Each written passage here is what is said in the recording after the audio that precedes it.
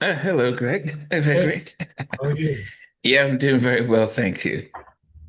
Where are you based? I'm in Dallas, Georgia right now. Dallas, Georgia. I didn't realize that it was more than one Dallas. Oh yeah. What part of Georgia is that? That's Is it's the northwest. It's near Marietta. Oh, I know Marietta. I It's right next to Marietta.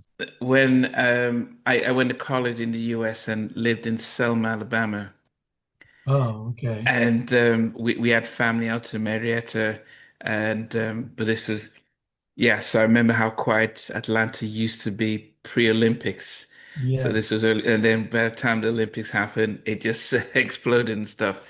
Well, Cameo came down to Atlanta in the 80s, and Oh, I lived here in the 80s, and I the people were just so warm and welcoming. So, when I retired, I said that's where to live. Plus it's cheaper to live down. it's, I mean, think about back in the 80s, how much cheaper it was and the quieter it was back then. Yeah. Yes. Hey, Tommy, how you Hey, doing? how you doing? I'm doing good, thank you. Uh, Good, good. What's up, Greg? Yeah, right. Yes, I'm so. Where are you, Tommy? Are you also in Georgia or? Yeah, I'm in Atlanta, a little town called Sewanee. It's Okay. uh it's in this it's Metro Atlanta, I believe, you know what they call. The Metro Atlanta is stretching out the more people get The here. movie. You know what I mean? Yeah.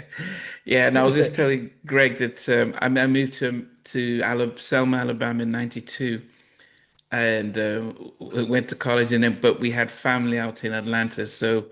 But this was '92 before the Olympics. It was smaller. Marietta was nice and Yeah. quiet. Yeah, so it's after the Olympics, it just started to blow up and stuff. Um, Man, it's a regular city. It's a regular big city now.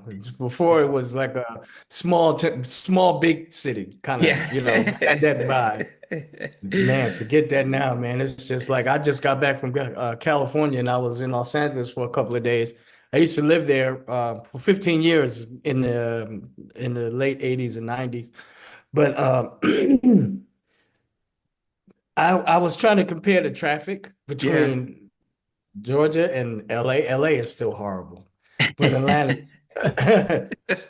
is catching up, man. I'm Wow. telling Yeah, I worked you. I lived in Redondo Beach for about 3 or 4 years and then Culver City. And I think with LA when you expect the traffic to be bad, you can get used to it. Um, Yeah. yeah, I think it's always been bad compared to say Atlanta, where because it's growing, it's sort of gotten getting harder and harder and stuff like that. Yeah. Okay, okay. Terrible, man. Yes, yeah. I mean, it is about 9:30 here in the UK. So it's just put the kids to bed and it's a little bit easier for me. Yes, Annette, how? Yeah, good. Yes, How you yes. doing? Yeah, doing well, thank you. Thank you. I mean, What's up, Fed? What's up, B? What's up, Greg? All right. Well, I mean, are you also in Georgia or? Me? No, I'm up in upstate New York, up in the mountains. Okay, okay, okay. That sounds cold, like Buffalo weather. Is it? Yeah, it's pretty near. It's pretty near. It's close to it. It's close to it, but I'm about 3 hours from Buffalo. Okay. So I'm up high enough where I have privacy, but I'm close to everything. I'm 6 minutes away from Lowe's, Home Depot, that kind of stuff. But Okay. I'm still up in the mountains away from lots and lots of people. So Okay. it's Okay. all good. It's beautiful. And you elected not to move to sunny Georgia with the rest of the crew. I was down there for a stint. Actually, coming back and visiting, hell no, the traffic is crazy. It's crazy. I mean, I love Atlanta. I love being down there, but from when I used to live there to now, I can't even, the traffic is like quadrupled. Wow. Well, yeah, I appreciate you guys joining. I'm sure, are we still expecting Aaron and Yeah, Nathan? where's your brother, man? Uh, you know what? Let me take care of that right now. I'll be right back. That's fine, that's fine. But yeah, no, um, yeah, it's going to be interesting just to be able to um, hear your stories individually as well as collectively, because I think part of the of our show is to try and celebrate our favorite artists now, and not wait until years later and stuff. Um, but yes, where I can start with both of you there here now. Probably with you, Greg. Where were you born and raised? I'm from New York City, Wow. born and raised in New York City. I lived up there most of my life. We came down and lived in Georgia in the 80s. And then I relocated here in 2020, Okay. right after during the pandemic. And, it was just time to go to a place that wasn't as crazy. What And part of New York? Sorry, what part of New York? I was in Manhattan. I lived in Okay. Manhattan. I mean, for those of us outside of the US would think here Manhattan and think, Fifth Avenue, rich and famous. I mean, that's all we watch movies and we get our geography from what we see on TV. Yeah. But But was that the kind of environment where you grew up in? no, Upper Manhattan was a different animal, more urban, and you didn't have uh, the crazy Fifth Avenue traffic and all of that, But yeah, I grew up in the projects, Okay. Upper Manhattan near Washington Heights. Wow. Okay. And what about you, Tommy? I grew up in New Jersey, this town called Rahway. It's about 20 minutes from the city, from New York. So it was northern Jersey, small town about, well, when I grew up there, it was about 45 to 50,000 people, maybe 60. And it was very small. We walked everywhere. Everybody knew everybody. One high school, one movie theater, that type of thing. Not more than one stoplight though. But Okay. Okay. so, but yeah, that's where I grew up, and that's where it's so close. The proximity to New York City was great because you could just jump on the train and you'd be there in 10 minutes. It's close to Newark and Elizabeth, those towns. One thing about our town, whenever I tell someone I'm from Norway, they go, "Oh, that's where that prison is, right?" See, Yeah. there is a maximum security prison in Wow. Rahway, and a couple of groups actually. I think I remember the Escorts was a group that recorded their album in Rahway Prison when I I Wow. was was growing up. say that. It's funny you say that. I remember the escorts. They did do that in Yeah, Rebel Prison. Yeah, I remember that. yep, yep. So yeah, so I grew up there, man. It was great, middle class uh upbringing. It was we weren't broke, we weren't poor. I mean, we weren't rich. You know. Okay. Annette, what about yourself? And I pronounce, is it? Yeah. I'm a native New Yorker, my parents originated, my father's out of Kingston, Jamaica, and my mom is an indigenous Indian from Asheville, North Carolina. Wow. And they migrated to Brooklyn and started having a lot of kids. You know? And my father moved us out to Long Island, and we actually kind of grew up on a farm. and which was great. My mother would say, "All right, get out," and we'd be outside till the street lights came on, and that was your cue to come home. But my father played with a number of different artists. He played trumpet, and the funny thing is he instilled it in all of us. He's like, "You're playing trumpet, you're playing sax." I said, "But I want to play guitar." He says, "You're playing sax," you know. And all of us wound up playing instruments to the point where, I learned guitar from my brother who was playing guitar, and played drums from my brother who played drums. And I tried playing trumpet, but it messed with my armature, so I didn't like it. But very nice, very, it was different because where I grew up, there was still the whole racial barrier, but the education that they gave us was the same as all the kids that were there, no matter what color you were. And that was good for us. It was a good foundation for us, a good learning foundation. And we took full advantage of it. My brother and I remark all the time, we laugh because between my oldest brother, Nathan, and myself, we all played in the marching band. And Saturdays were parades, and we would oversleep as, kids, teenagers, or whatever. And our music teacher would actually come to our house and bang on our windows to wake us up. Wow. Oh, goodness. And actually, we formed, groups with the three of us, and we performed all over Long Island, the city, Pennsylvania, New Jersey. Those were the days.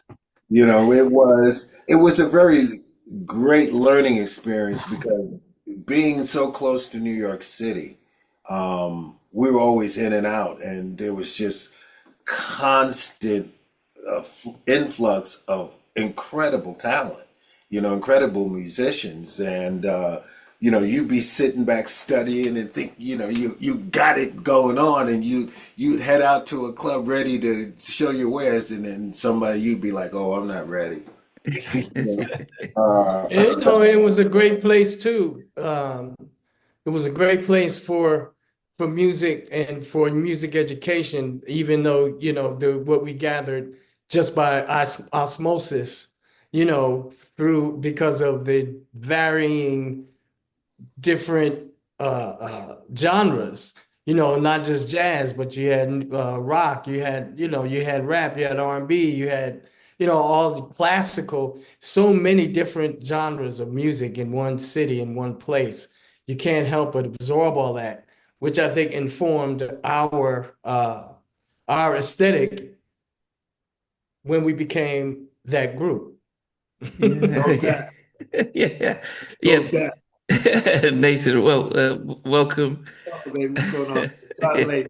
I had a little problem trying to get through my my stuff here. What's going on? Yeah, no, yeah. It's definitely good to be able to see you guys. It's funny because as you were talking about instruments, and I probably have had 200 interviews since I started this channel, and I would say 98% of them have been singers. So everyone's talking about how they started learning how to sing and, joining choir. And these artists all came out around the 90s. And then I just had to hit myself to say, wait a minute, you guys came out when you were bands, and it wasn't like using a drum machine creating music. You actually had to play. Yeah, Um, yeah.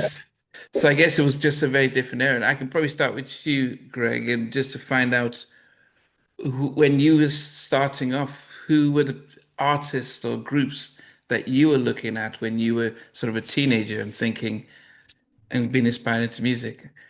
Well, my folks started, trying to keep me out of the streets. So I was singing in the choir in church, and the instructor played piano. So they started giving me piano lessons, and it was all classical. But I remember listening to the radio and hearing Ramsey Lewis, the In Crowd. And I went to my teacher and I said, this is the kind of music I want to play. And he said, that's not real music. I know now that he didn't know anything about jazz music. But at that time, so I started listening to the radio and picking stuff off of the radio note by note. And that's how I eventually started playing. I used to hide my music books because the kids would tease me that I was going to piano lessons. So that was way back then, 10, 12, 10, 11, 12 years old. Yeah, man. I can relate to that, Greg, because for all the, what bothers me in this day and age is when all of us, everybody on this call was going to school, we would see kids with instruments.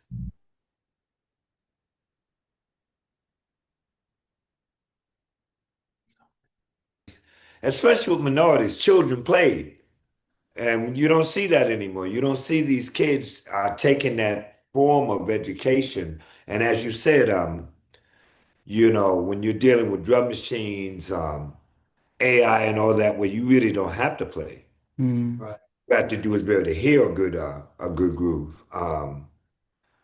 It's a whole different appreciation for cats that we would go like this for. Believe me, them boys could play. There wasn't no, you could drop them anywhere in the world and they would mesmerize people. The same thing with us. When we started Cameo, we wanted that super band. We wanted that band full of dudes who could play, but they didn't realize that the journey was education. It's like martial arts. It's like the Wu-Tang Clan. You're always going to be learning something, in music. If you really are a player, every day is an education.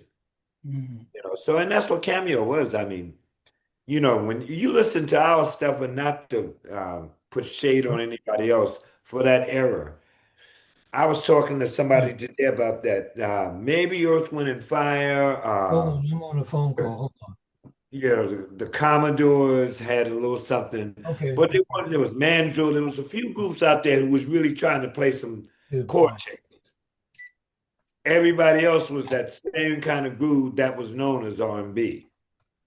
But it's a wonderful thing, Now there are the same chord changes. If you listen to, say, 10 or 20 of the top 40 hits, and you listen to the chord changes, they're all similar or the exact same, just the lyrics have changed.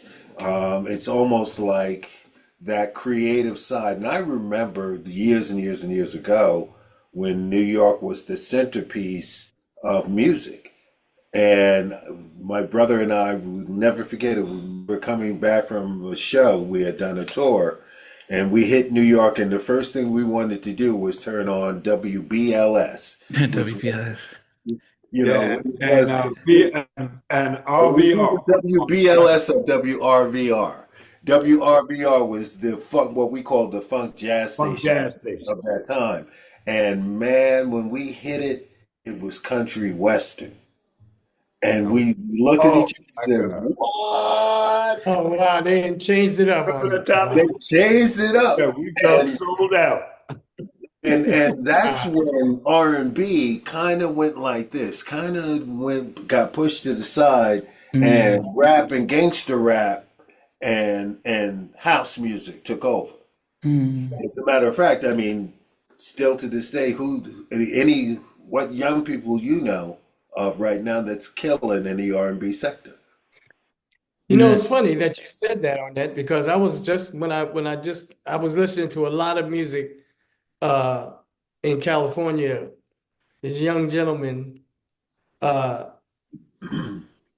fiance's son, he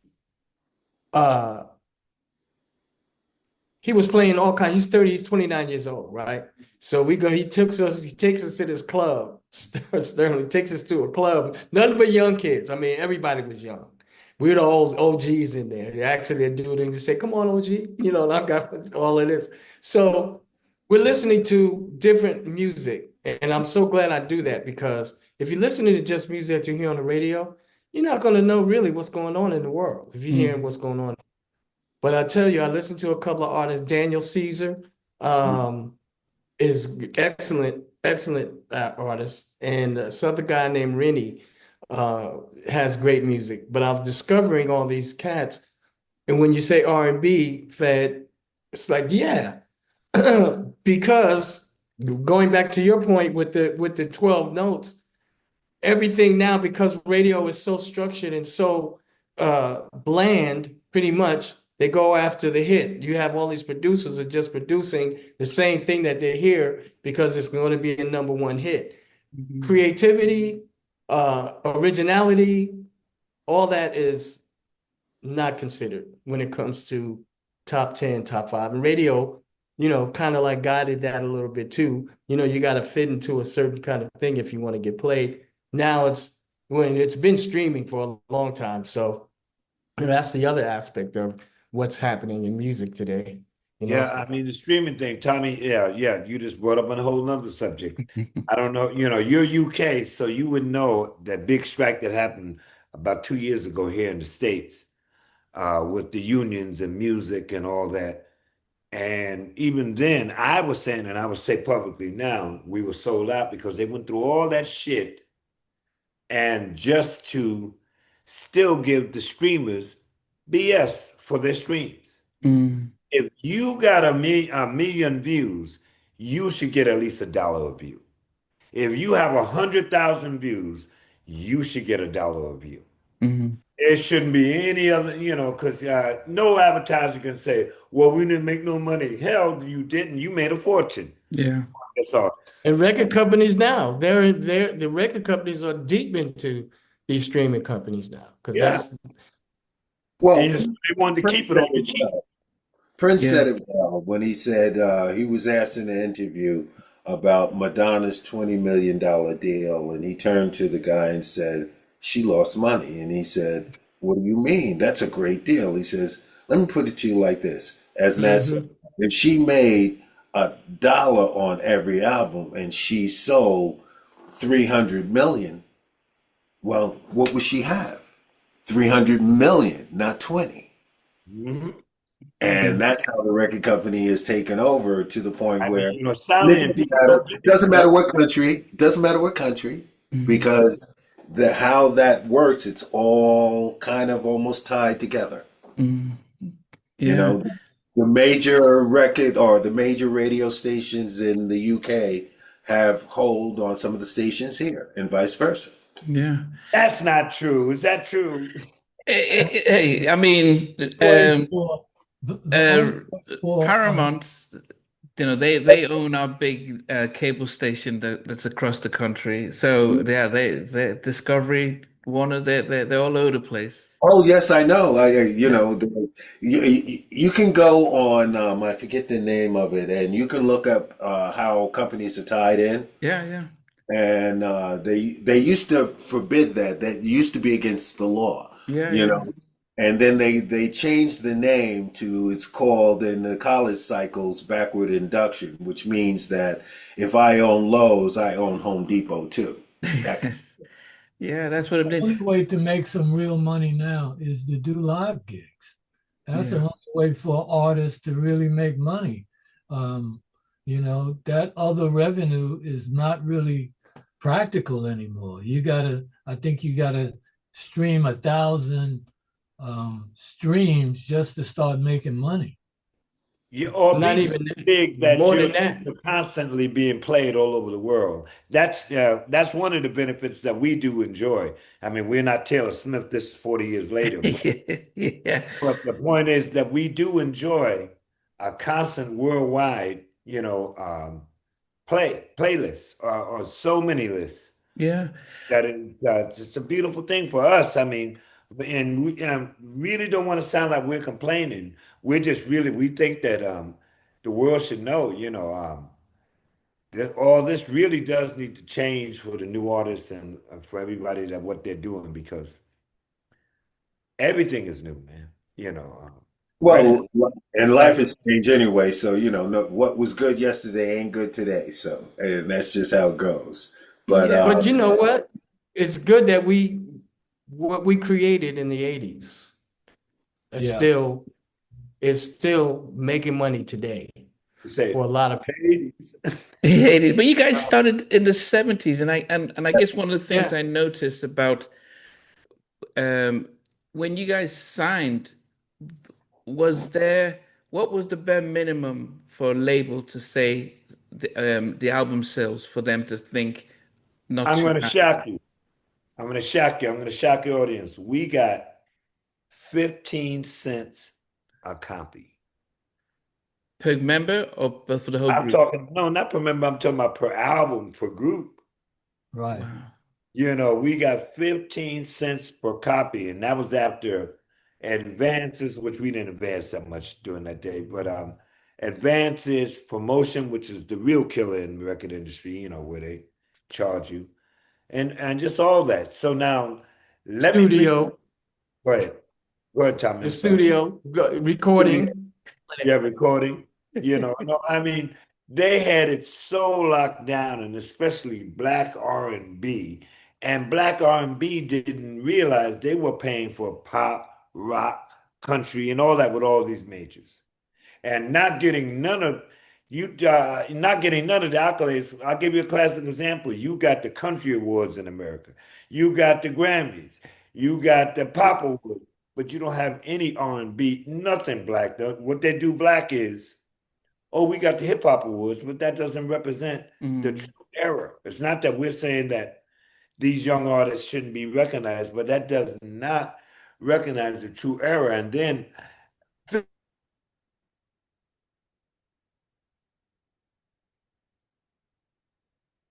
so, it's a crazy kind of world. So, yeah, for me, I don't know about others, I'm slightly militant with this. I just realized that it's all tied to everything that's wrong with everything, in terms of the, society. But well, for me, it's once you know, you know. You see the hurdles that are out there, and for us, the one thing that I can honestly say is we're very grateful for the fans and them sticking with us and the love that we've gotten from them from the beginning, from the '70s to present. we need to talk about that on it. Yeah, go ahead. I'm sorry. Us being OGs, you know, uh, to have a young man like yourself wanting to interview us, that's an honor.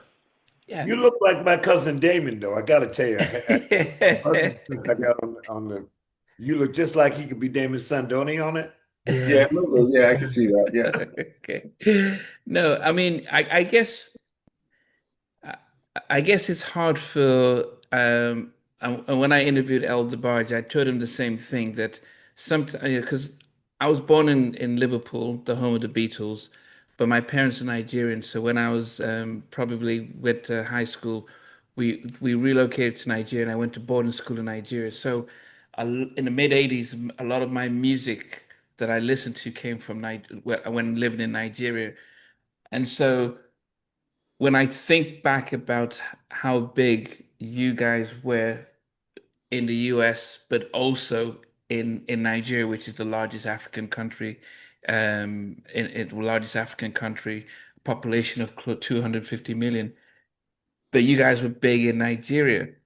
And I guess sometimes it might be hard for you guys you can see a success in the US and maybe in Japan and the UK, but to recognize that you went around the world, that even in the continent of Africa, you guys were well known and massive. And I guess sometimes it might be seem hard to comprehend, especially in the 80s.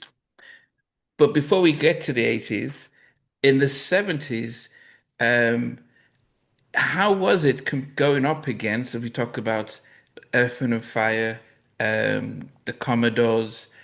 I think The Isley Brothers, I think they were also sort of they started as a massive band before they kind of shrunk down to three. The Gap Band. Was it about bands and performing, or and was it for the love of the music, or was it man we can make a big career after this, become very rich? How was it? I mean, We were different. Yes, of course, everyone wanted to be successful and all of that, but we developed a mentality.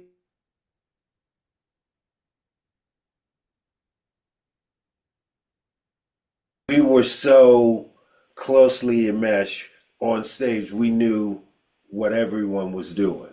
We were so synced in with each other that it really wasn't about the Gap Band, or it was about us performing at our peak, at our utmost. And you know, we were a hard group to come behind because of how what we did and how we developed our show. It wasn't just a band; it was like an act. mm, And you know, before choreography got really heavy in bands, we were doing a lot of great choreography.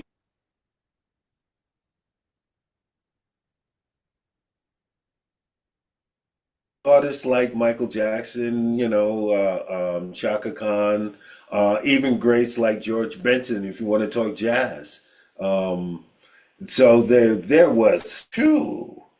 There was just so many artists around you that you learned a little here, you learned a little there. You were like, oh, I really like that. You know, you stole a little something from there. You know, it was kind of like that. Yeah, Yeah, and then all that, to tell you the truth though, we had a real gangster attitude and that we took no prisoners on shows. For us, and when we came out there, we came out to take the show. Like actors will say that this person stole the role from me. That was us. Didn't matter whether we were in the middle of the show and the headliner was. We came in there to steal the show. yeah. It You have to remember. wasn't an ego thing. It was an artistic thing. Yeah, Our point of view was after all this training and all this rehearsals, to actually be able to see the gut reaction of the crowd when there's whether it be music or an expression or something that we all worked on was very satisfying. Very satisfying. yeah. You have to remember that there were no DJs back then. It was only bands. So we were trying to be the best band or group you could be. Polished, and It that was was always that friendly competition, kind of like too. Oh You yeah. know, it was Sometimes it got always. nasty, but not nothing like today. But Yeah, yeah. I mean, if there was any fighting going on, it was with the band. It wasn't it was with with the it was band. the opposite bands. It was with the same band. Who's fighting? The band. Man. do you know the So yeah, so that was cool. Gap Band, all the cats that was doing stuff back then, Earth, Wind and Fire, and everybody. It was Days, you it know, the was old great. days. It was Yeah, it it was was great, great. and it brought your game up. You know what I mean? It's like Nathan was That saying. game. You had to be, you had to be because I kicked nah, we kicked ass on that show. There wasn't you know, you couldn't sample your whole show, you know, Mhm. and lip sync and do those things. Especially because the crowd, they were right here. We performed colleges and coliseums and things like that, and it was straight no chaser. Either you had it or you didn't. And so we were, as my brother said, you know, we came to rule the nest. That was what we came. We came to take it over, Yeah. and that was one of the things that was our strong point. Our live performances were par none. yeah. I'll give you a classic example. Mm. It was 1980. I think it was Virginia or something like that. Maybe about 20, 30,000 black people out there. became the party. Cameo hits the stage. I walk out on stage with a big ass spliff. I light that MF and I say, we came here for one reason. And the whole legend started, the whole place would go wild because our people, knowing what that feels like, it's like, I can light up too, it's cool. I can, and we wasn't pushing nothing like that. We were just saying we're all on the same level. It was a beautiful thing. Those moments. Theatrical too. Yeah, and It was theatrical as well. And our whole thing was theatrics. It was like we had a master degree in theatrics before any of the bands did. We really realized musically and what you see is the show. Mm. But okay, because the fact that you guys all come from different areas, apart from yourself, Nathan, and your brother, how did how did you guys all come together? How did the whole band start in the first place? Okay. Well, starts with Greg. So, Greg, you tell your story. Greg, yes, Yeah. Greg. I was I grew up in the projects, and in the projects there was a guy that would put events on to keep the kids out of the street. And he had something that he called the Battle of the Bands. And bands from other areas came in. So Larry came in with his band, and I had my band. I had just started, but his band came in and started playing James Brown, and he said, "Well, we got a gig next week in Harlem."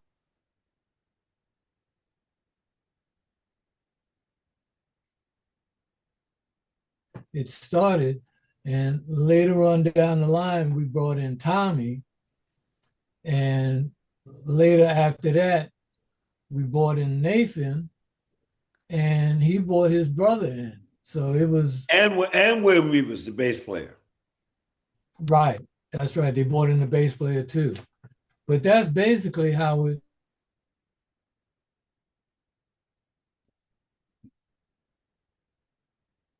New York, upstate, Rochester, places like that, honing the skills, before we made that big jump. But Well, you know what? I'm going to add to that too, because with what Greg and Arnett was saying, at the time Larry and I met, I was working on it was Gwen McCrae and Casey and the Sunshine Band and George McCrae.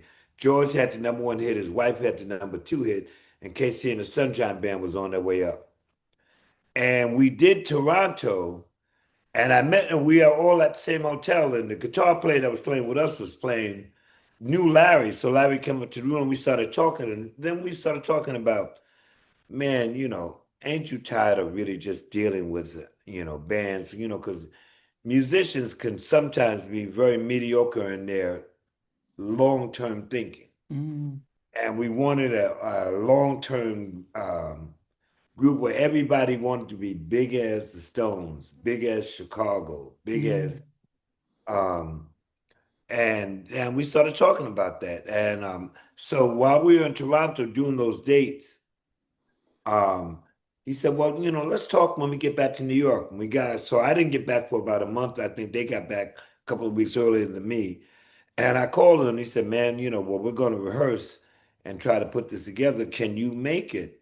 It just so happens the day that he was talking about was my birthday. And I really didn't feel like coming to nothing like that on my birthday. I was in that party, age.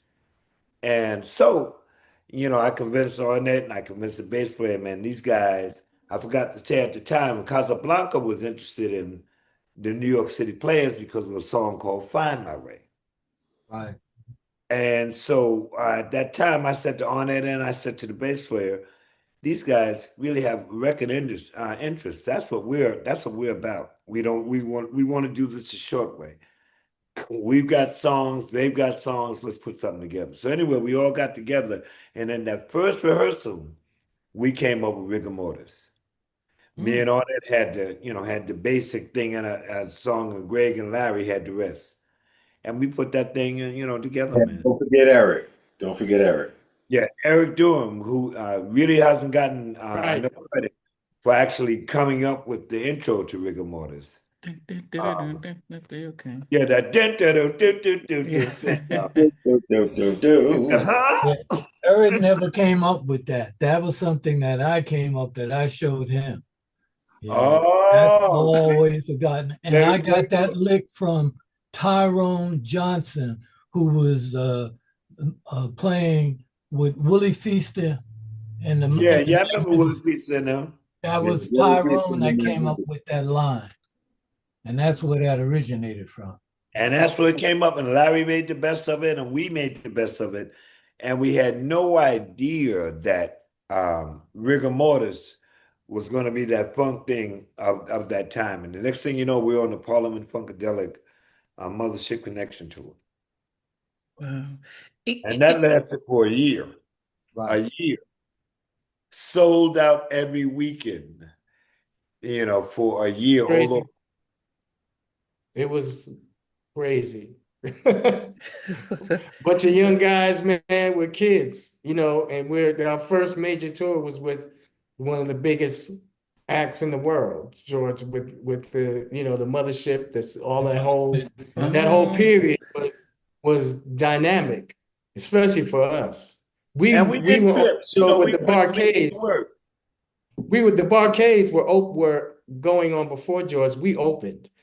We did so well during the course of the tour that we wound up flipping spots with the Barcades and went on before George. And the wow. Barcades wound up opening.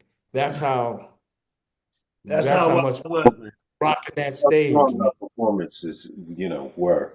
But and again, competition during that time was great. I mean, the Barge brothers, they were great in what they did.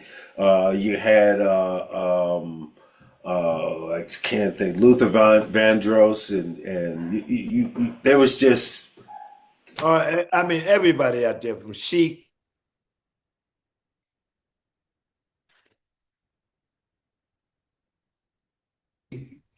And then let me just put this on the table.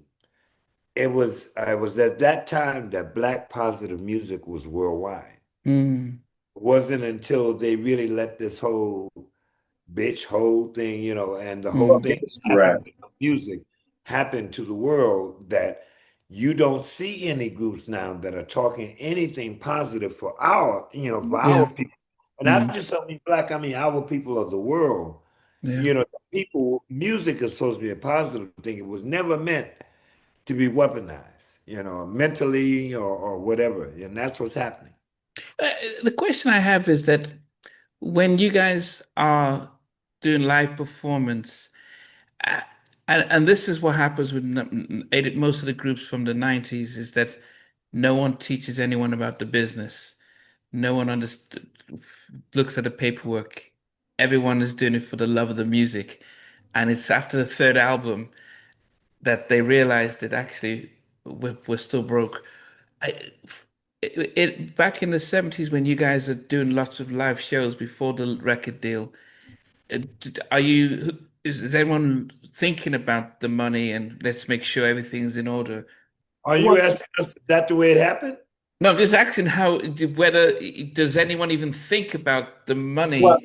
Of let's course put we it thought like about that. the money. There's always Always. thoughts about the money, Yeah. because we're living off of it. It's our way of life. But did we really pay attention to the finite details of that? The answer is no, No. because had we, And then we it would trusted. be different. You got to That's understand that if you're in a band together, you're brothers, and you're brothers way beyond. And you trust. You don't think that anybody, is got an agenda. You don't think that.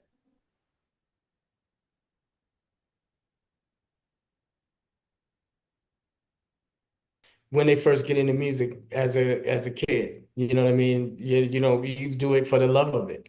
You know what I mean? For the girls. You know what I mean? And of course to make money, but that wasn't really, you can't go into it thinking you're going to make money because you don't know. Mm, So you do it because it's something that you love and it's not for the weak. I But mean, yeah, yeah, you you know, go, wait a minute, something not right, it comes from everywhere. You know what I mean? So And then it you comes from find anywhere. out, it happens in whether it's R&B, pop, rock. It happens in the industry because people are so eager to get that deal so that their music can be played out there that they don't pay attention to the finite details. And so for all those young musicians out there, I tell them right from the OGs, pay attention. yeah, Pay attention. It is important to you pay find out attention. later, you find out later you're making $1 million and you're spending 1.5 million. Wow. Hmm. It's a crazy thing, man. And then, I would just add to that to say that it was kind of for the times, that was what was going on everywhere. Right. And then when you look at where the music business, because right after Cameo and Earth, Wind and Fires and all that, all of a sudden now you have a totally different structure with record companies, with how it's done, with who makes the money. It still comes back to a control thing of, you ask any major Live Nation or any of these radio station holders, they will tell you we have 100 million airplays, but we only have 50 million spots. That's going to go on the radio and all that. Is anybody there? Hmm. Yeah. Everybody? Oh. We're looking at your hat. We're No, looking at your hat. You got to put your camera down. You but gotta you move have up a little 100 million. bit. Yeah. And so, what goes on with that 50 million is legendary. Really, it is in terms of the cheating, the stealing, whatever goes on. And it's the record labels too. Back in our day, it was payola, and it was basically counterfeiting the albums.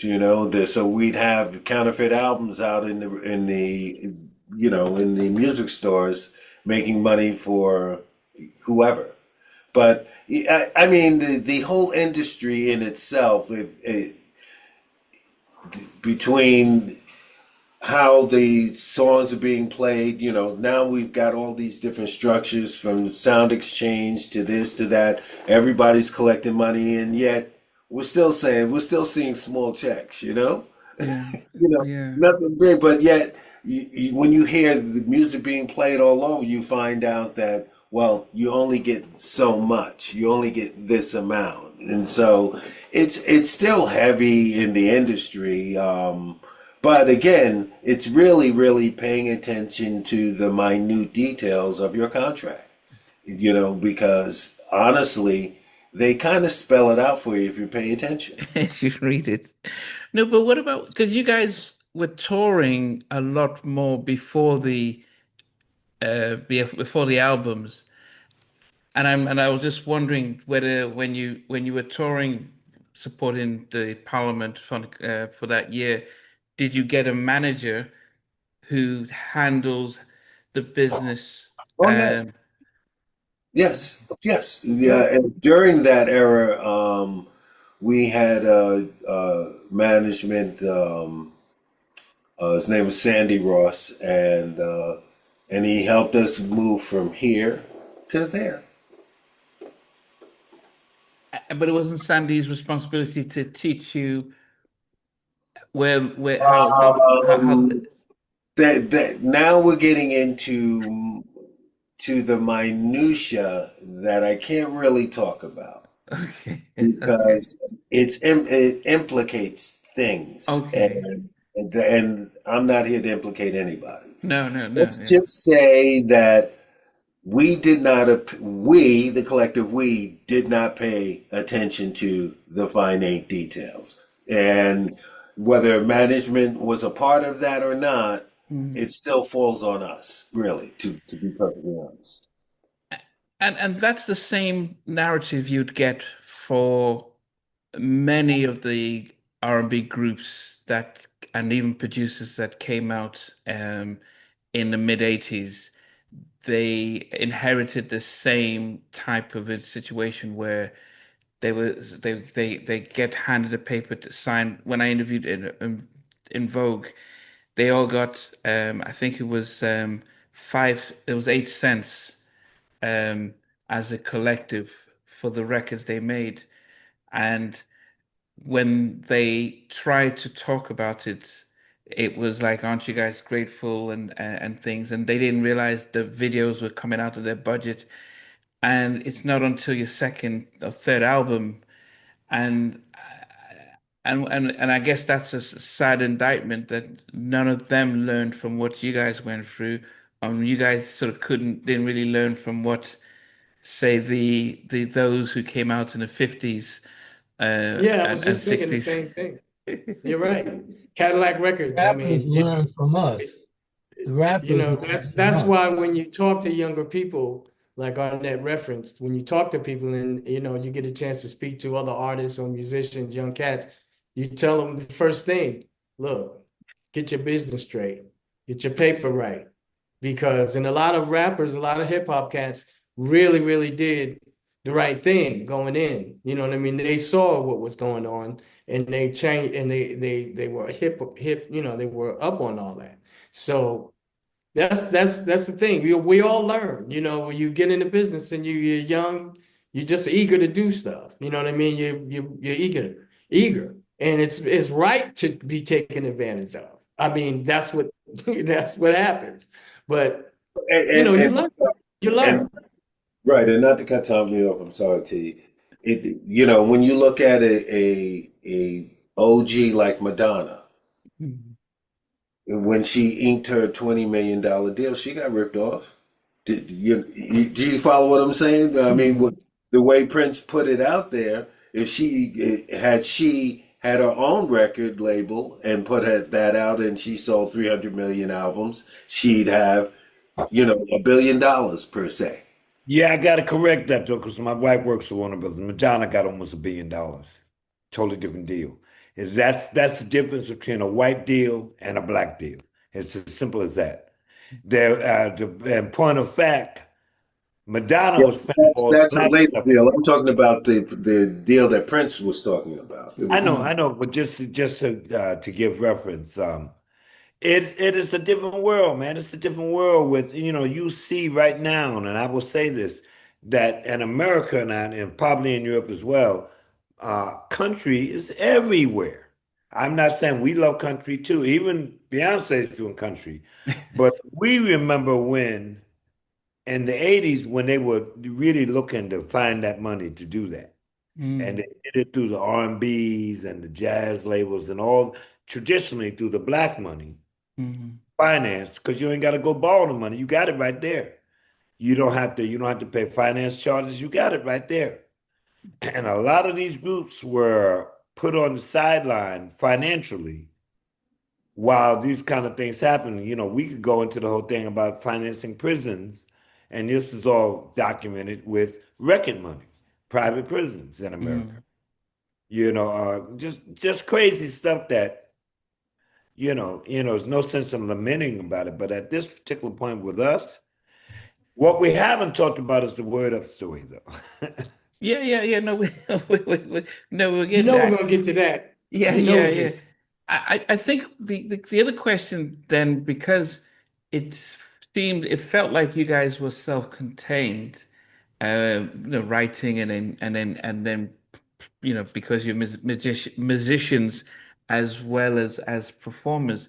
How did, because even Greg was talking about the part he played in Rigor Mortis, and yourself, Nathan, were talking about it. But how did you guys, this when you were, say, come doing an album, how do you guys start off with, okay, we need these songs? Are you getting a producer and a writer like an LM Babyface or Jimmy Terry? No, Or no, what was it like for you? bands don't work like that, man. we were self-contained. Yeah, We we did produced all that. ourselves. We wrote our music. We played our music. We produced ourselves. That's Yeah. that's a self-contained group. The there band. We was too had much enough talent. Yeah, there Yeah, was too much talent to go to the outside because we were surrounded by talented individuals from your right to your left to your front to your back. So, and every one of us were producers in our own right. So so no, we didn't go to the outside, and we collaborated. You know, if someone had to say, "Yo, man, listen to this," and then we collaborate and move on from there. But then, if we went, we start off with Cadillac Arrest, and you think about that. Is it a case where, um, and I think when I think of bands who are very successful, who wrote and produced as a group, U2 and Coldplay, REM later on as well. It's like everything written and produced by Coldplay, everything written and produced by U2, everything self-contained, because they knew as a collective, just one for all for one. And no one thought I need to get my publishing here and stuff. In those early days, was it like, oh, I can write a little bit here, I write a little bit there, as long as the album's good? Or did people know about publishing, so I need to make sure I get more lyrics in this? And The window, oh, sorry, yeah, Yo, Yeah. you froze a when little that bit, so window we of didn't really get to opportunity you. comes, writers continually write. mm, It's not, we don't write oh, I'm going to write a hit today. That doesn't, it's that feeling, that song that comes into your mind. I call it that window of opportunity because that window of opportunity only lasts for so long.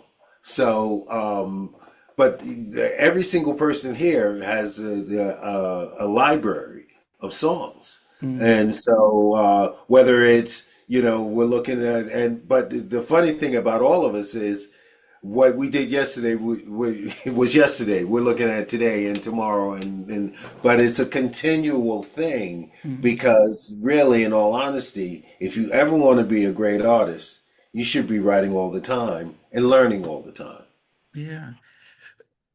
But how would you judge your success as recording artist um, through the 70s up till I would say probably about 84. So, your I, first album I came can out in answer that. 77. Yeah. I can answer that. So those 7 years. And a 450 goddamn copyrights worldwide moving all the time. That's how you that's how you judge it. When you know your work is it's like a continuous ship that goes around all and these are the songs that go around. I look at the reports from Istanbul to Senegal. Um, the stuff is being played, man. And it's not being played because you're trying to do that. They're not on the list of Jay-Z and Taylor Swift. They're on the list of music that everybody's just jamming to. Mm, So yeah, that's what happens. We didn't know it was going to happen like that. I mean, we wouldn't argue with it, but we are certainly and very happy that it has come to that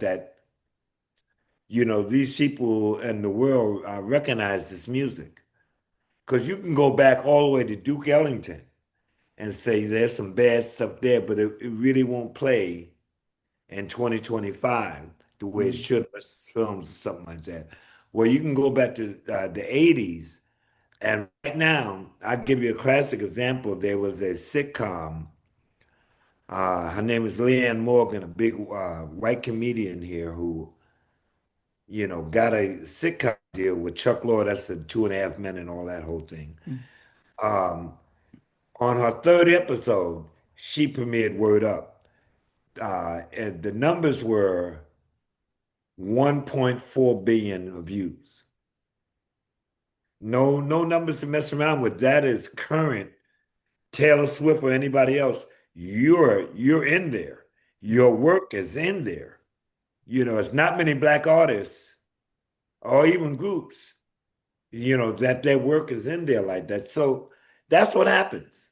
mm. In answer to that question, you don't start out like you have no idea that song is gonna resonate like that, but it does. Yeah, but you guys came up with I'm just seeing here, one, two, three, four, five, six, seven, eight, nine albums before She's Strange, which was the sort of when you started to now become more commercial, and Uh, your music is being played across 84. pop record.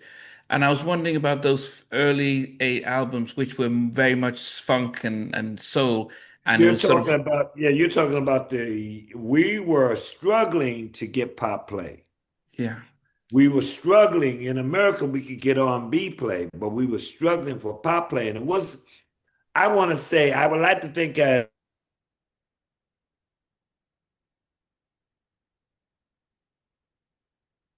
we got to understand what getting pop play entailed musically, we became better at it, as opposed to, I think this is hot as a song.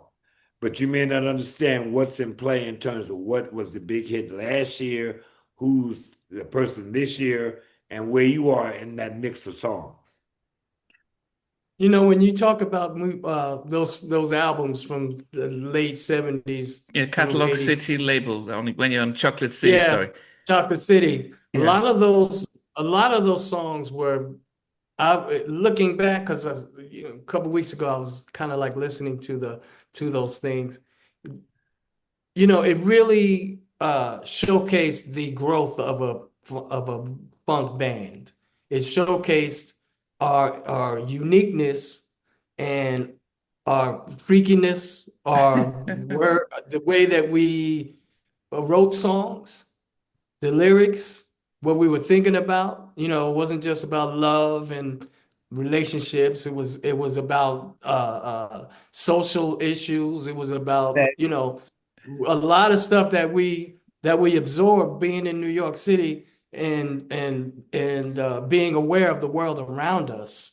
So I think we infused a lot, which really contributed to our growth as men, as artists, and as musicians, experimenting. A lot of that stuff was kind of really kind of experimental, kind of cool stuff. And when I listened to it, it really was unique Mm. out of all the other funk bands and R&B And groups out there.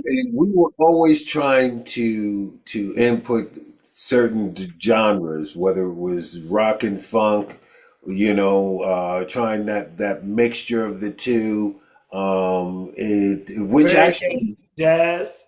which actually shows in the earlier album.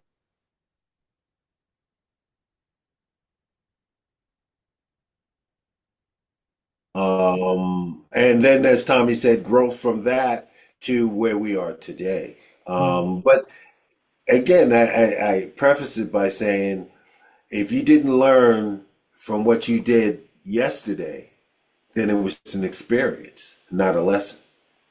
But then when you guys did the She's Strange, when cause that was the first big hit album, and even the song, because from there you get Single Life and Word Up. Did you was it?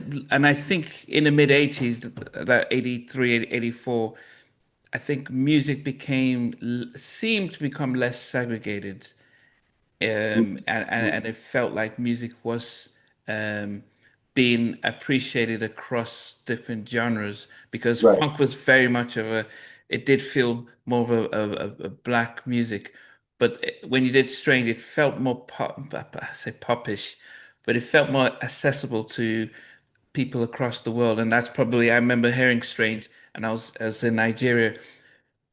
Was it a collective decision to change things up? Were you looking at, you know, Elton John and thinking, oh, we can do some of that? Or We didn't how give did, a damn about Elton John when I was giving an example of a sort of for that commercial popular. but I understand what you're saying, but I will say this for that time. If you remember when She Strange came out, Larry was actually, I remember us talking about it. We were actually talking about, I got a rap for this. And we're like, ooh, a rap. I don't know. We would, And he said, but no, check out the rappers. I like the way and we went into this whole thing. And everybody in the band at that particular point, all the writers bought into it. Let's try to make this happen. So now imagine, we got the rap, we got the beat, because Larry came up with the drum beat, which was a funky damn beat. We do that, but what we didn't have was we were really developing our electronic keyboard kind of feel. There was an artist, a young musician by the name of Rod Antoon, who was a tech kind of guy, and he had all kinds of sounds. Just like I will mention his name too, Sammy. What was Sammy's last name? Tommy? Marandino? Sammy Maradino,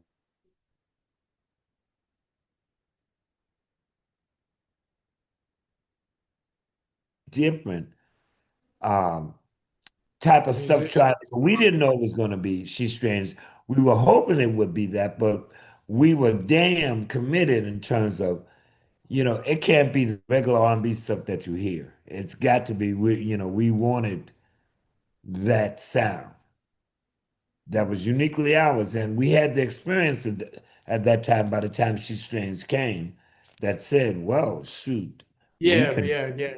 That's true. It was we like a can do this very culmination well. almost. It was Yeah, we almost like a culmination of those years.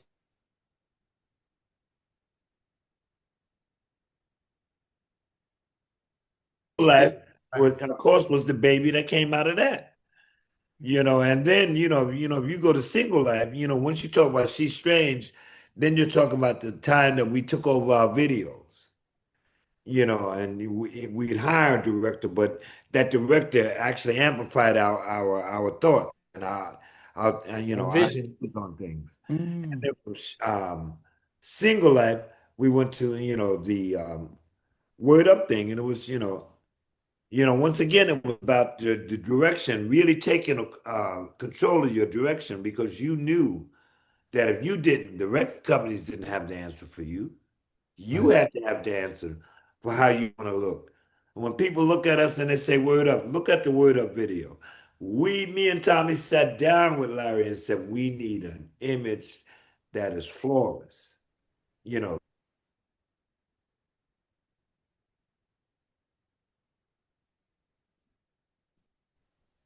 you Yeah. know, and we went, and that's where the cup and all that came from. The music we had, but we needed it all to be in the same page at the same time. And I'll give you this one story before we get out of here. That we were the American record company of Universal and the European company of Universal. We were asking that you can release the record at the same time, both continents. So both presidents wanted to be there when we unveiled somewhere in New York. What was his name? Oh, it'll come to me in a minute. But both presidents are there. We play Word Up. The Americans were like, the European guys, they jumped up and said, that's a hit. That's a hit. We're going right out the box. Remember that, Tommy? Yeah. And when that happened, it shamed the Americans to okay, we're going to have to go after this pop. And the rest was history. It was a really, really weird situation. And three of us were sitting there at the time, just looking at it like, finally, you guys are all on the same page about a release. So. Whose idea was it? Because I know that there was a big group of you, but when I remember watching, Word Up and Strange and getting the albums, it was just three of you on the cover with Larry and Tommy and Nathan. What was the reason behind that? That let's just put the three of you and it felt as if the group had shrunk to just three. Yeah, Tommy, you That's want it. it Well, had. that's what happened. Yeah, that's exactly what happened. I left in But 82. we had that was the political shit that we were what going we through called too. lifers too. You know what I mean? What we called lifers. I mean, the three of us were Cameo, such as it were, right at the time. But then we had musicians and people who contributed to the sound as well. you know, but the three of us were the brainchild, basically, along with other cats and other musicians who were under us, or who not under us, but who were recording with us, and would come up, like Nathan was saying. Rod Antoon came up with a certain sound, and different musicians would contribute to the sound. But we were that group, Oh, Yeah, we oh, had to make those decisions back then, and then, it was a daunting thing because we were carrying it for all the guys from the time that we started. Now, the truth is, when you said there was nobody there, that was the business issues that each guy was dealing with when, as it concerned, who was Their running. own business, basically. Right. And they, at a certain point got to a point where I can't do it. It wasn't, and then I got to give these guys credit because it was a hell of a thing to walk away from something successful. mm. Each guy had to decide, I'll do this, I'll do that. And, I never liked it. I felt it was the wrong thing for us to do at the time, but we were 16, 15 albums in and totally committed. We had to, in terms of timing, and I'm not making any excuses about it, but we had to put our best foot forward. Uh, that that's a strange thing that if you look at everything that's happening right now with the Word Up story, all of a sudden there's this resurgence where everybody really wants to see the original people. Why Go did ahead. you choose the name Word Up Story? Because it can give the impression that it's a book or a production. Because when I was first told, hey, do you want to Right, my have grandmother thought that. No, I'm gonna kid now. when I Um, was told, to interview with the Word Up Story, and it did didn't connect the two. So I mean, whose idea was oh, it?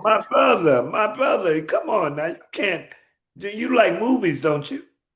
I do Okay, know. well, so let me give the general public this. The Word Up story encompasses the whole damn thing. From, you've heard these brothers The present. from the time that we started to Yeah. Word Up. Word Up was one of the biggest hits that Cameo ever had. And the Cameo didn't get there just on that one hit. Cameo got there from the very first album all the way to the Word Up story. And that's why we named it that. I remember calling Tommy and said, Tommy, I got the name. And, and he said, mm-hmm. Well, Okay. Like, you he know, wasn't the only one. I was like, every- everybody gave me problems with that. But I thought it was like I'm gonna say just it was the shit. It was what it just named everything that we all went through. Now, this is 40 something years of music. And the idea too was, from the beginning, as Nat was explaining to me, and that's when the light bulb went off. It's when you mention a book, or actually the whole thing was supposed to be as a play, right? Yes, Mhm. Yeah. Word Up Story, we envisioned as a play, and right, eventually correct. taking it maybe, that would tell and the whole from there, story.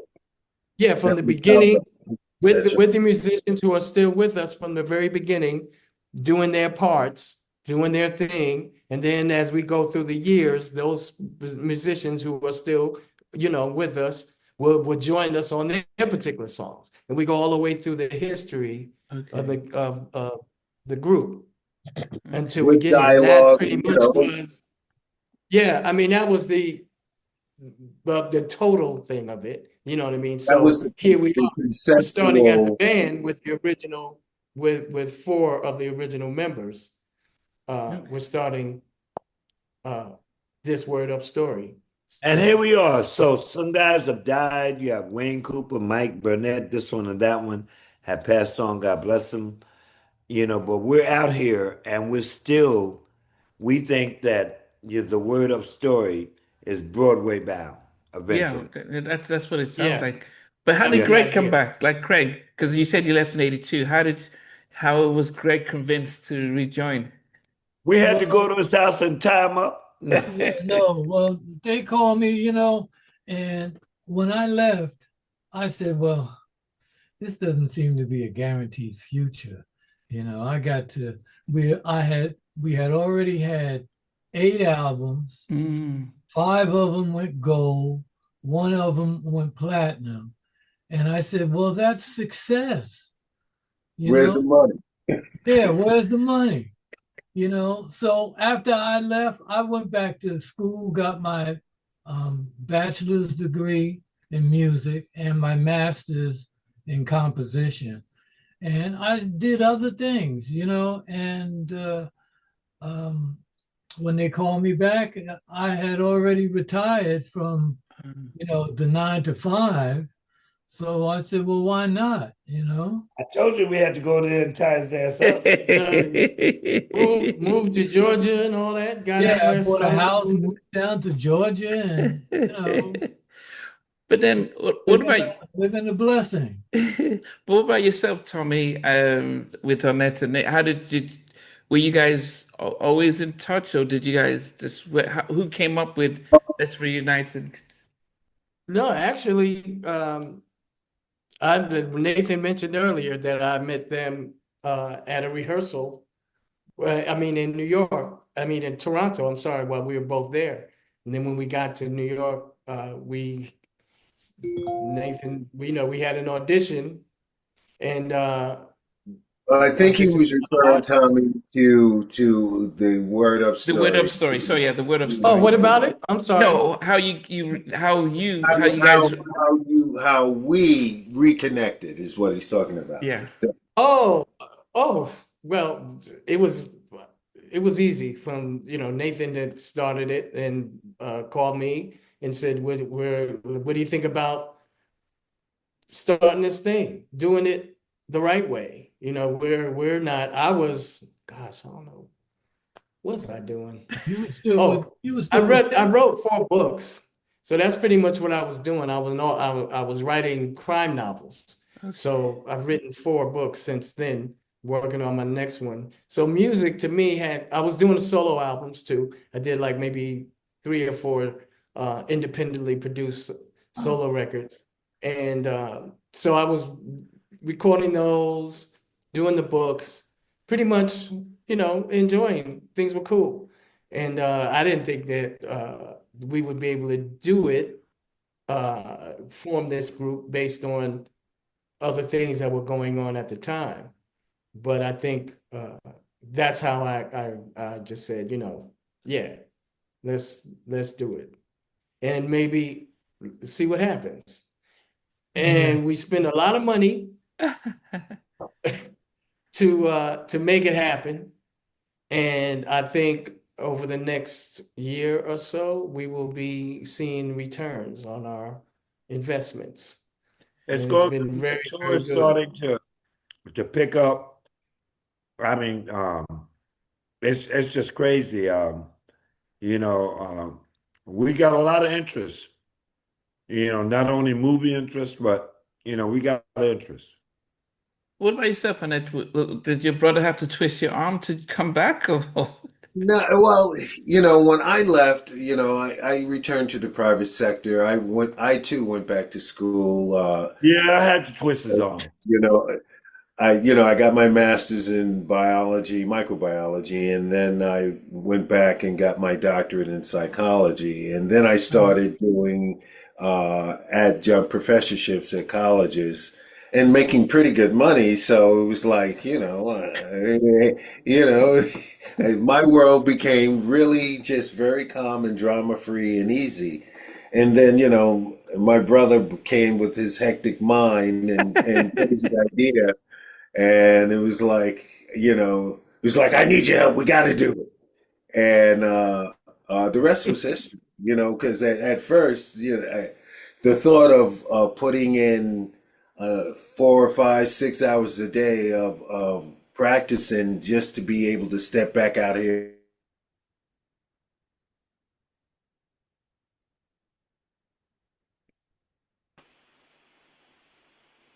The But then, when do you anticipate having your first type of show?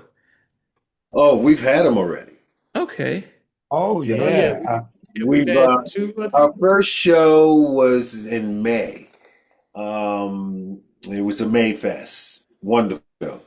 A second show was a couple of weeks ago in LA. I'm sorry, And guys. I've got to leave. Um, Yeah.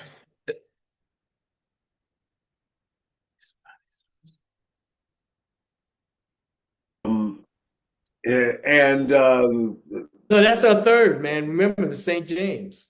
Yes, and just a third oh, show. that's right, that's right, that's right. You Right. know, So but it's and look, what we knew was that we're starting on a thing. Just since then,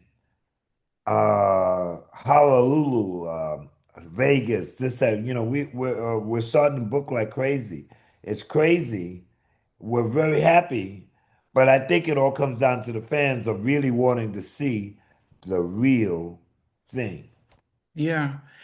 And I know and the reason I was asking him because I know I've had him on my show, Jay King, and I've seen him t almost being the sort of the new manager of the old group. And Who? uh, Jay King from um we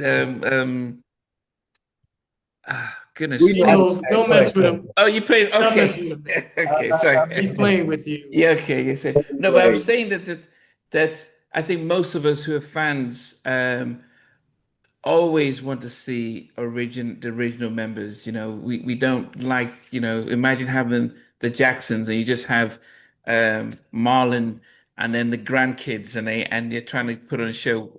If you can bring A Jermaine whole back and different thing, if you yeah. can bring as many as those who are still alive back, we'll appreciate that. So I think, there'll be a lot of grateful people to know that you guys are coming back and that you are it wasn't just one person singing the hits. Right. And so if two out of the three are on You stage. know, and And it the happens to be four. But let me just say this too, since you said that out, you gave me the opening. I will say to Europe and the UK and all the other countries, we would love to be able to come in and do the original show the way you guys remember it and the way it's supposed to be. We thank you. Couldn't thank you enough for your support. Yeah, yeah, no, definitely. And so, what's the plan for the end of the year? Between now and the end of the year, are there things lined up that people can be aware of? yeah, Honolulu no, on the That's November next year. 1st.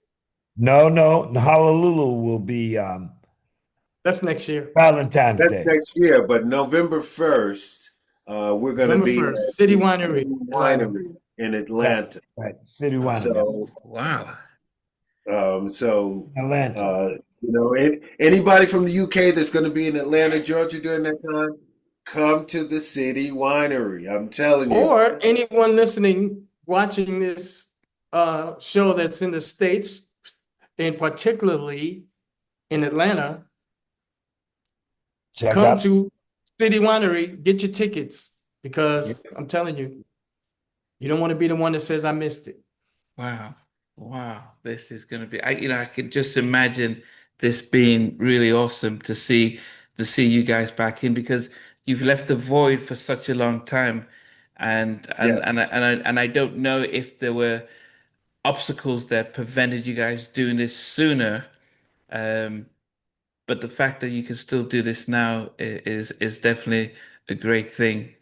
And I, Um, Yeah, I also it's a want to blessing. preface to say that,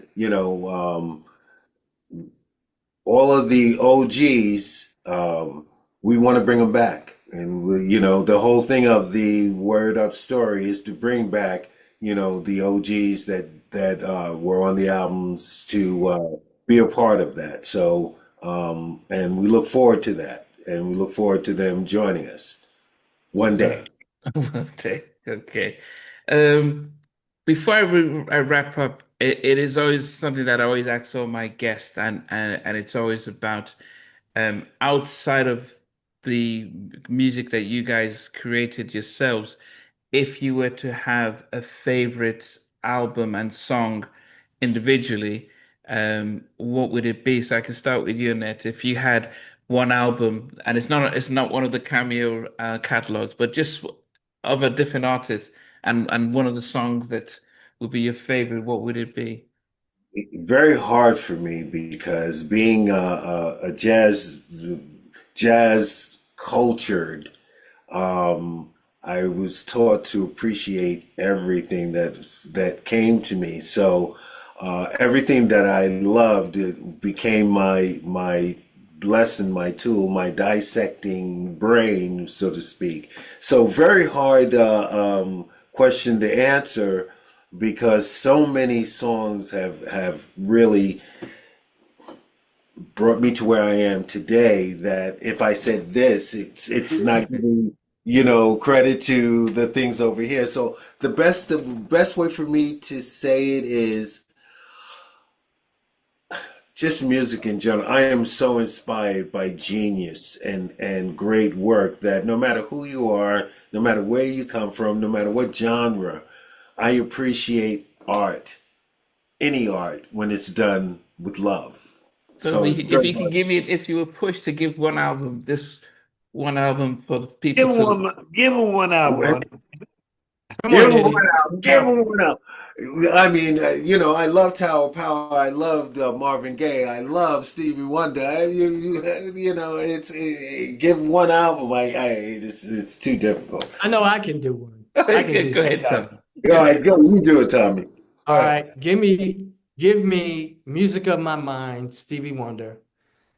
Give me What's Going On, Marvin Gaye. Okay. Okay, and I'm gonna jump from Tommy. I will jump straight to it. Miles Davis, John Coltrane, Round Midnight. Enough said. Okay. Okay. I So mean, now you think of anything yet, Fed? yes. I'm trying to, what's her name? Did a rendition of it. I've been so many places in my life and time. You know that. Yeah, What's her singing a name? She song was for on. you. Yeah, singing a song for you. But the woman who did it, um, sang the hell out of it. She was on The Voice for a little while. Oh, okay. You got Uh, me. yeah, I can't think of her name right now, but she sang the hell out of it. So singing a song for you. Okay. Donna So look Hathaway. that up. It's Donna Okay. Look that up. Hathaway's song. Yeah. Oh, okay, Doctor. And then just finally, then, out of the catalog of Cameo, which would have been your favorite song? And just one out of your entire catalog individually. I Now mean, that I have to agree with Arnett on that one. That's a tough. Well, for me, Skin I'm In, that's a bad mother. But I also like The Rock. okay. I'm gonna say I think that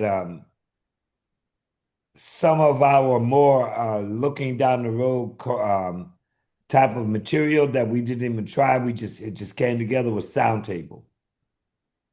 Hmm. Not, yeah, Knights of the Sound Table. Sound Table is what it's called, actually. I think that was very eclectic of us. I think Secrets of Time was very eclectic. Secrets of Time was definitely going to be one of the ones that I was going to mention. Yeah, She's Strange is always something that just takes me away every time I hear it, Mhm. especially the long version with, uh-huh. I mean, realizing that all of that was recorded, not sampled. Oh, just Not totally. sample, man. Aphrodisiac. Let me just throw that out there.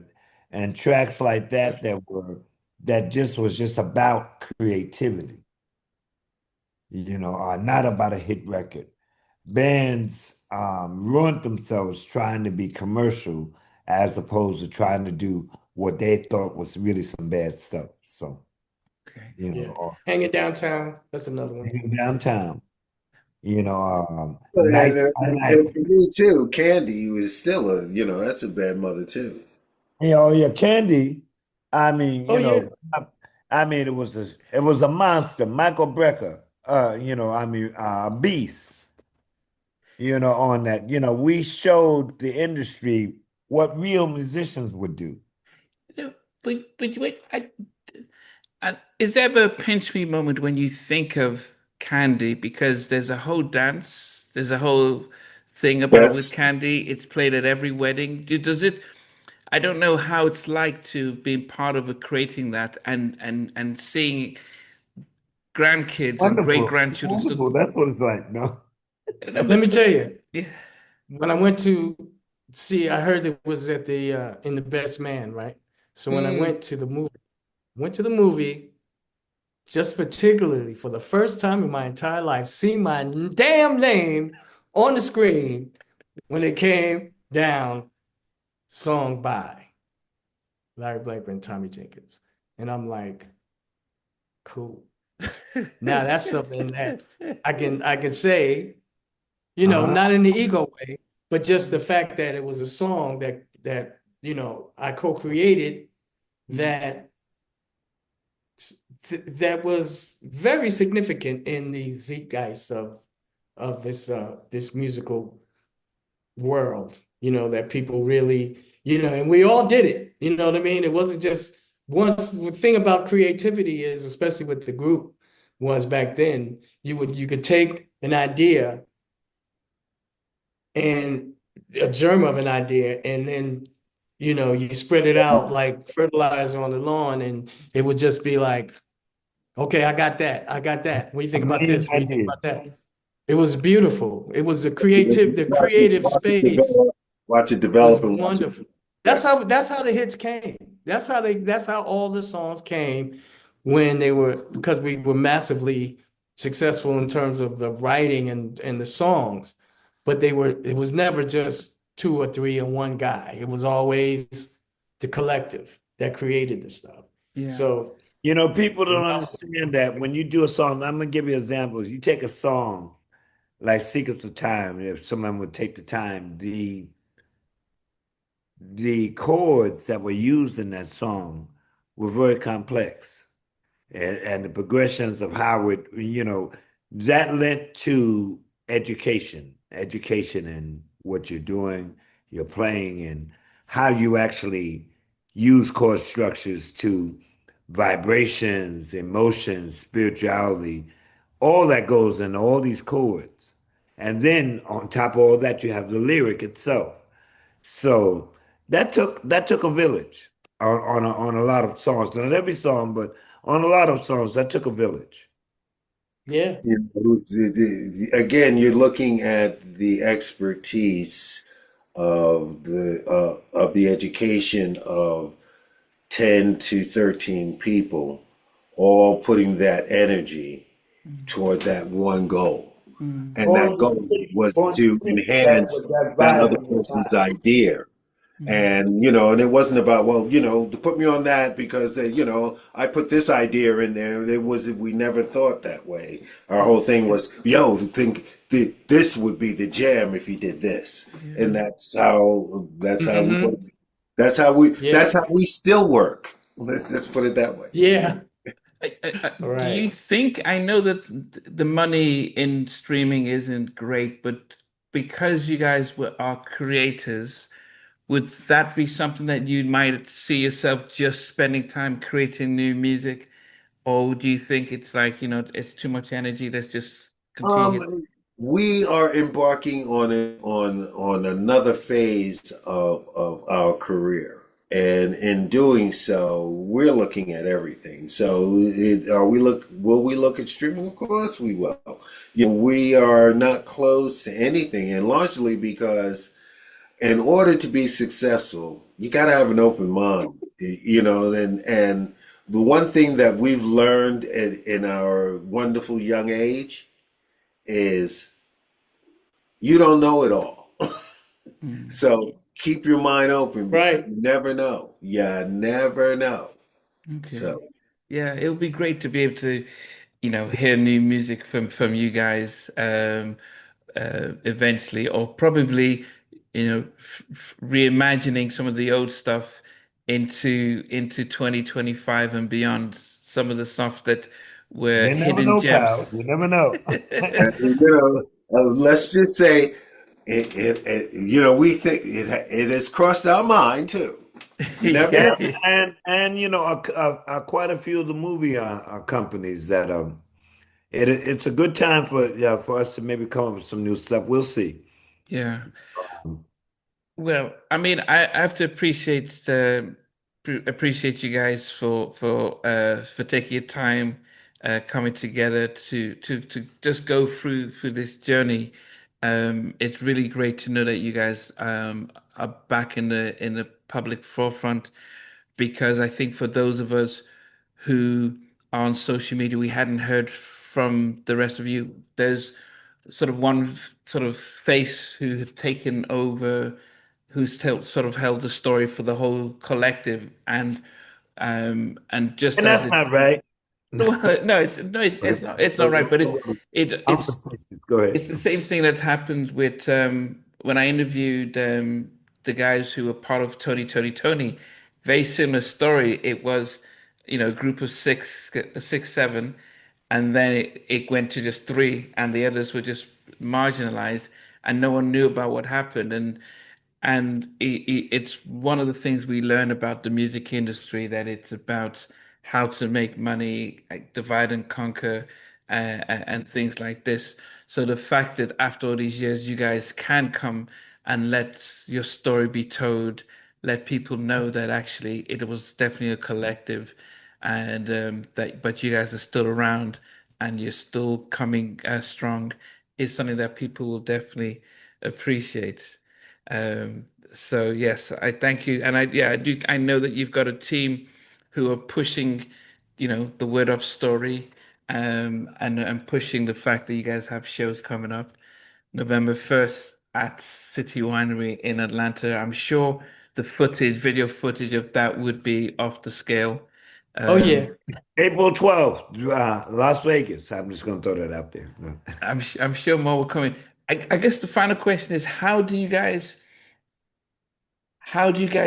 balance the sensitive topic of names? Because people, mm, there's the old group name that everyone's aware of, and the temptation of people saying, "Oh, I've just seen the group," and may not sort of remember. I won't say they remember the word up, sorry, but if they might find it easier, like human nature, to call the other name. How do you sort of manage? How have you Well, guys anticipated manage? if it's the fans, the fans are entitled to do or say whatever they're entitled to do or say. Okay. We Yeah. are the word up story because that's who we are, and so we're fine with the balance because we know who we are. We all Okay. know who we are. Yes. Um, um, but with the fans, however they perceive us and however whatever they want to call us, I'm not going to tell them that I'm just going to say this is who we are. And Yeah. then I will say that come see us. Yeah. That will answer that whole question. You have to, to feel And that vibration. not look at your hat right now because we're Oh, looking I'm sorry. I'm sorry. And I had my laptop on my, yeah, Oh, did and not I? necessarily come see us because then you will feel that the virgin vibration and frequency that made you love us all along. You have to come see us. You Okay. know, it's the real deal. It is what it is. you know, And I love there's a lot everybody. of fun. Come see us. There's a lot of fun going on, a lot of happiness, a lot of fun, and we're ready to party. So let's go. Let's It- do it. Yeah. Is We came to Aaron this town for one reason. Go is ahead. Aaron still part of it? Because I got the flyer. Is Aaron Mills? Aaron's still a part of the Word Up Story, of course. Yeah. Okay. Okay. Okay. Yeah, Just very check. much so. When Aaron's schedule permits, we will have Aaron out there. And really, I want to say this goes to there's quite a few of the guys that we don't mention that we get requests on. Where is such such? They all have an invitation. These are busy men, busy careers. We'll see what happens. Yeah. Okay. They can always come and join us. That it's an open invitation. Wow. Most City definitely. Wine. City Rhino is going to be rocking on November 1st, and Yeah, we'll definitely get the word out there and stuff. Well, the Word Up story, I appreciate you guys this evening, we and appreciate you. and definitely after the show, um, I would hope to be able to get you guys back, but going doing it live because I'd want the viewers to be able to ask questions. So after the November show, I'll get in touch with Roxanne and the rest of the team to see Roxanne, Roxanne. Great. Oh, if we That'd could be great. do a Yeah. live stream and so fans can ask questions along the way. So that'll be after Be November very, after your very show. cool. not a Yeah. problem, brother. Not a Yeah. problem. Sure. Thank you, We Nnamdi. love it. Appreciate you, Thank brother. you so much. Thank you guys. Thank you for having us on. It's been my pleasure. As I said, you guys were massive when I was in Nigeria. Candy, Strange, all those songs, and so the fact that I'm speaking to you guys, it's just amazing. So it's been my privilege and honor. But I am definitely going to make sure that the fans will be able to ask questions when we live stream this. So I'll be rooting for you Yeah, I November went over 1st. twice actually. Nigeria I've been twice. So I've been once, yeah. So Oh, to I perform or visit or perform. Yeah, we okay. did it. Yeah, back then. Yeah, it was very interesting. A lot of fun. Wow, goodness. Yeah. Yeah, as I said, I think it's hard to, if I go to my white colleagues and say, do you know, do you know this song? That's how those songs went international, across Right, classic, boundaries, they're great. classic. Yeah, yeah, Yeah. classic. Right. But as I said, I still love the older stuff, the funk stuff, and how you guys morphed into the pop group and stuff. So, but the fact that you can just have 12, 13 albums just to entertain us when we see you live, that's going to be an awesome experience. So, yes, I'm rooting for you guys, and I'll definitely Thank make you. sure after the show, November, we'll bring you back. All right, great. Thank We you. Thank you. appreciate it. Thank you All right, much. guys. Thanks very All much, right. guys. Thanks a thank you lot. so much. All right, Okay. take care, my brother. Thank All you. right, bye-bye. Take care, All right. guys. Bye-bye. Bye. Hey guys, thanks for watching. Thanks for being a part of Halftime Chat. Please remember to subscribe, share, and comment. But most importantly, why don't you become a member of Halftime Chat? We've got amazing videos, amazing perks, and being able to support the channel. But anyway, thanks for watching. Take care. I never participated in that category. And somewhere in between us or even loving us, on which I did miss you with. What was it like growing up? Business and she's still making an impact on 4 houses down. I have a couple of pieces. trying to get this one and that one. That works for you, but just for me, No. Okay, you okay. They don't understand what Joseph boys you win in all spirits. Play it. And all these guys, they all work together. I mean, I love all different genres.